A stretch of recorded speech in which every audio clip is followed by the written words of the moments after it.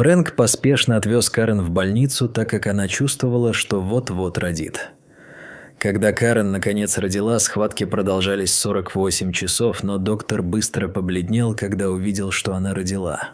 Он не мог подобрать слов. Карен сообщили, что необходимо провести дополнительные тесты, чтобы обеспечить безопасность тройняшек после того, как их заберут. Доктор вернулся позже. Это не к добру, верно? Все его лицо стало пунцовым, и он не может встретиться взглядом ни с Карен, ни с ее мужем Фрэнком. Никто никогда раньше не видел, чтобы он так себя вел. Что происходит? Когда он начинает говорить, он заикается. Мне очень жаль, что пришлось начать с этого. Врач посоветовал родителям пройти дополнительные обследования. Сдерживаемые эмоции Карен, наконец, прорвались наружу. Ей было необходимо увидеть своих малышей, но врач предупредил, что это может быть слишком рискованно для них. На вопросы нужно было ответить. Карен умоляла о встрече с 3 новорожденными. Врач был непреклонен. Он так не хотел делиться с ними, что даже не хотел этого делать. Даже Фрэнк начал испытывать некоторый гнев. Поднявшись, он твердо заявил врачу, что никто не помешает ему увидеться с детьми. Фрэнк пешком направился в исследовательский отдел больницы. Хотя доктор этого не ожидал, он немедленно связался с охраной, чтобы обеспечить задержание Фрэнка. Фрэнк не стал сопротивляться, так как знал, что от этого будет только хуже. В конце концов, медицинский персонал помог ему выйти за дверь. Карен, однако, была вынуждена остаться. После этого Карен перевели в другую камеру. Фрэнка отправили домой, когда она спросила о нем. Карен была вынуждена остаться для дальнейшего допроса. Чтобы выяснить, что происходит с тройняшками, им потребовалась дополнительная информация. Как и ожидалось, Карен засыпали вопросами о ее беременности, на большинство из которых она поначалу уклонялась от ответа. Она не думала ни о чем, кроме своих тройняшек. Затем медсестра подчеркнула Карен, насколько важно для благополучия ребенка, чтобы она откликнулась. До сих пор Карен понятия не имела, насколько все плохо на самом деле. Карен задали вопрос. «Вы уверены, что Фрэнк – отец ребенка?»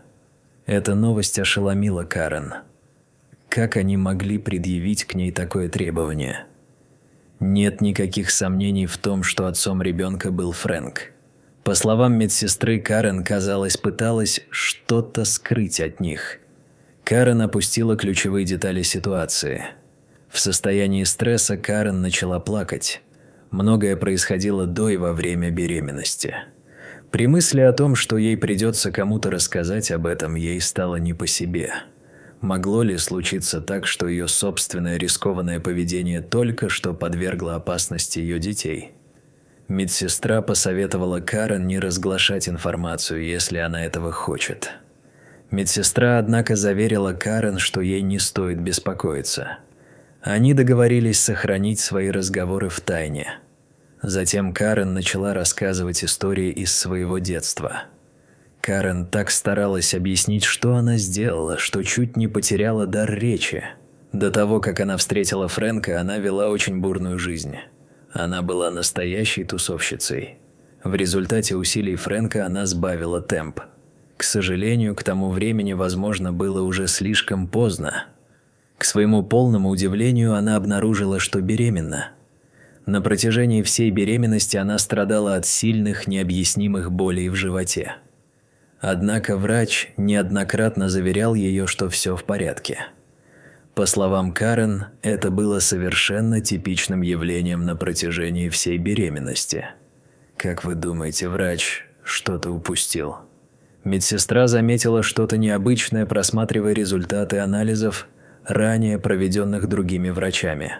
Были допущены многочисленные упущения. Казалось, что они пытались сохранить тайну. Необходимо что-то предпринять, чтобы выяснить правду. До сих пор Карен не осознала всей серьезности ситуации. Медсестра вызвала врача. Ее запрос касался последних результатов лабораторных исследований. Однако врач, который наблюдал за анализами, был уволен 2 неделями ранее. Это как-то связано?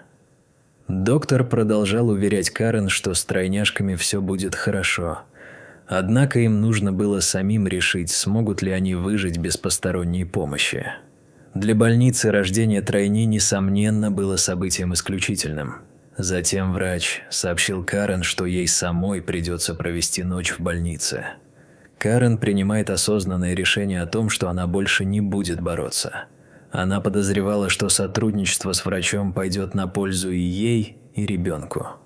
У Карен также был тайный план на ту ночь, поэтому можно с уверенностью предположить, что Карен не провела ночь взаперти в своей комнате. Поэтому она встала с постели, чтобы отправиться на поиски своих детей.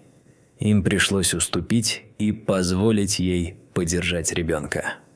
Происходящее заставило ее заняться расследованием. Впоследствии она глубоко пожалела о своем решении. Карен имеет общее представление о том, где в больнице содержатся младенцы. Карен удалось встать с постели во время последнего визита медсестры. Пришло время выяснить правду. Карен тихо пробралась на верхний уровень. Ее тело было переполнено адреналином. Она думает, что почти достигла цели, но Карен должна была быть настороже, поскольку охрана патрулировала территорию. Она совсем не развивалась. Это означало, что она не могла претендовать на работу в медицинском центре. Затем она вошла в детскую. Одна проблема заключалась в том, что дверь была заперта. Оказавшись внутри, Карен обнаружила, что ей было отказано в доступе, потому что у нее не было карточки ключа. У нее не было другого способа проникнуть в здание, кроме как через это место. Она подозревала, что знает, где его можно купить, но осторожность была оправдана. Она никак не могла избежать поимки после родов, поэтому об этом не могло быть и речи. Ключ-карту можно было получить только в службе безопасности. Карен подозревала, что там могут быть дополнительные карты-ключи. На самом деле, она что-то планировала. Она натыкалась на стену всякий раз, когда охрана патрулировала территорию. Необъяснимым образом она получила ключ-карту. Забота о своих малышах была для нее главным приоритетом. Карен спешит обратно в детскую. Быстрым движением карточки ключа она отпирает дверь. Затем с ее губ срывается вздох облегчения. В двери появилась трещина, и она постепенно открылась. Ей нужно было немедленно найти их. Поскольку она некоторое время не видела своего ребенка, это было непростое время для нее. К счастью, на устройствах есть название. Она входит и сразу же начинает осматриваться. К сожалению, она, похоже, не захватила с собой никого из своих малышей. Затем краем глаза она замечает уникальный аппарат. Вероятно, это он и есть. Она подходит к окну и опускается на колени. Карен начинает плакать, когда видит своих детей, а затем с пронзительным криком отпускает их. Если кто-то и слышит ее, это ее нисколько не беспокоит. Она чувствовала, что эмоции вот-вот выплеснутся наружу. Давление было слишком сильным, чтобы она могла его вынести. Затем она услышала, как кто-то идет по коридору. Внутрь ворвались врач и несколько медсестер. Карен лежала на земле возле дома со своими 3 детьми. Карен. В результате они приготовились к худшему. Карен была по-настоящему ошеломлена, когда медсестры подошли и сели рядом с ней. Вздохнув, доктор вздохнул. Вот почему они были так непреклонны в том, чтобы Карен держалась подальше от своих детей, пока у них не будет ответов на некоторые вопросы. Это была хорошая новость, что дети все еще были живы, но они застряли, пытаясь объяснить Карен что-то, чему у них не было объяснений. «Ради Карен, пожалуйста, объясните». Ей любопытно узнать причину необычных черт лица ее детей. Ее гнев еще больше усиливается, когда врач не предлагает никаких утешений. Доктор говорит, что результаты анализов, скорее всего, будут доступны завтра, и уведомляет Карен об этом за день. Карен с этим не согласна и в результате поднимает шумиху. Врач рекомендует Карен немного отдохнуть и лечь спать пораньше. Они даже говорят, что хотят дать ей лекарство, которое поможет ей уснуть сегодня вечером. Карен не хочет этого слышать. Она отказывается сдвинуться с места ни на дюйм. Единственный выход, который есть у доктора – уложить Карен в постель против ее воли. Ее также заперли для ее же собственной безопасности. Карен настолько травмирована тем, что увидела той ночью, что совсем не может заснуть. Ее новорожденные не казались здоровыми. Для нее и Фрэнка это, возможно, худший из возможных исходов. С каким нетерпением она ждала следующего утра. Это помогло бы врачу прийти к определенному выводу. По крайней мере, так она предполагала. На второй день доктор входит в палату с озабоченным выражением лица. Он говорит серьезно. Он просит Карен немедленно привести Фрэнка сюда. Она должна заверить врача, что может сохранять спокойствие, и Фрэнк должен сделать то же самое. Фрэнк входит и сразу же обращается к Карен. «Что вы наделали?» Врач просит Фрэнка замолчать и присесть. То, как он обошелся с Карен, было совершенно неоправданным. Он понятия не имел, что происходит. Фрэнку не терпится поехать, но он сомневается в отцовстве младенцев. Карен пытается заверить его, что она не сделала ничего плохого. Затем она настаивает на том, чтобы доктор сделал анализ ДНК, чтобы определить, является ли Фрэнк биологическим отцом тройняшек. Это мнение доктора тоже. Доктор запросил у Фрэнка образец ДНК. Несмотря на то, что Фрэнк ничего не понял, он согласился. Он надеялся на ответ. Врач предположил, что, учитывая ДНК Фрэнка, он, возможно, сможет определить, что было не так с младенцами. Врач сообщил Фрэнку и Карен, что результаты анализов будут доступны только через несколько часов. Карен решила подождать отдельно от Фрэнка, который все еще кипел от сдерживаемого гнева. В конце концов, доктор вернулся. Доктор пригласил Карен зайти еще раз, чтобы передать ей результаты анализа ДНК, которые он принес в нераспечатанном конверте. Даже у доктора были некоторые опасения по поводу того, что может произойти. Какие варианты были у Карен, если бы выяснилось, что Фрэнк не был отцом ребенка? Ее лицо побледнело, когда он открыл посылку. Именно в этот момент доктор повернулся к Фрэнку. Фрэнк занервничал из-за прогноза врача и начал потеть. Внимательно изучил результаты лабораторных исследований.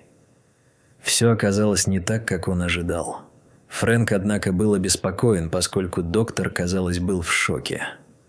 По словам доктора, в этом не было ничего необычного.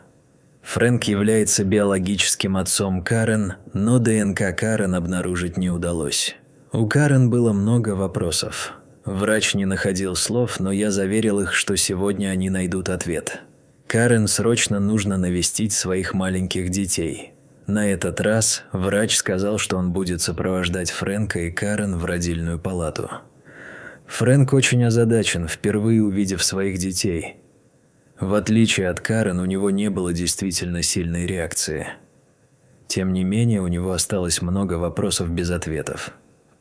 Врач заверяет супругов, что они неустанно работают над поиском решений. Несколько врачей проводят дополнительные часы в лаборатории, пытаясь выяснить, почему их дети получают такие необычные результаты анализа ДНК. В большинстве случаев врачи даже не рассматривают возможность проведения кожного теста. Кожа ребенка берется осторожно, без какого-либо дискомфорта для ребенка. Врачи предполагают, что это займет несколько часов, но уверены, что это даст окончательный ответ. Карен снова начала капризничать. Она вдруг заявляет, что, скорее всего, их новорожденных подменили, и начинает искать своего ребенка. Фрэнк был уверен, что Карен сошла с ума. Сначала доктор вмешивается, пытаясь помешать Карен прийти к такому заключению, но в конце концов сдается и позволяет ей справиться с этим самостоятельно. Карен до сих пор не вышла из состояния отрицания. Она утверждает, что ребенок не ее, поэтому она не заинтересована в том, чтобы оставлять его у себя. На какое-то время Фрэнк и доктор позволили ей выплеснуть свой гнев. Карен сдалась и села на пол, признавая свое поражение. Фрэнк умоляет Карен сделать это, Доктор заверил их, что нет необходимости беспокоиться о здоровье ребенка.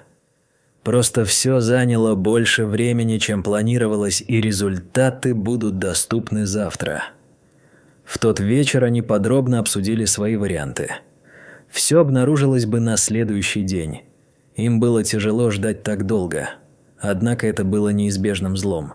Они проснулись и сразу же стали ждать у телефона. Потенциально врач может позвонить в любое время. Они попытались дозвониться до кабинета врача, но он или она в это время были заняты. Телефон зазвонил, и я снял трубку. Они берут трубку, и атмосфера становится напряженной. Доктора Карен переводят на громкую связь. Затем он продолжает описывать их усилия и объявляет, что они нашли решение, которое хотели бы представить лично.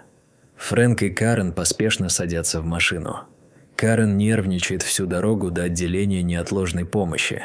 Кажется, она полностью избегает Фрэнка. Она совершенно не готова к этому. Но она беспокоится, что доктор даст ей ответ, который ей не понравится. Они прибыли после, как ей показалось, чрезвычайно долгой поездки. Оказавшись внутри, доктор просит их присесть. Медсестра вводит тройняшек, и он сообщает им хорошие новости. Они тоже выяснили, почему младенцы такие маленькие. Карен вот-вот закричит. Матка Карен была слишком тесной для развития ребенка. Врач уверяет нас, что состояние детей постепенно улучшится, и они вырастут здоровыми, с нормальным ростом. И Карен, и Фрэнк вздыхают с облегчением. Даже ДНК была расшифрована для зрителей. Совпадение могло бы быть найдено, если бы они сразу взяли анализ ДНК Карен.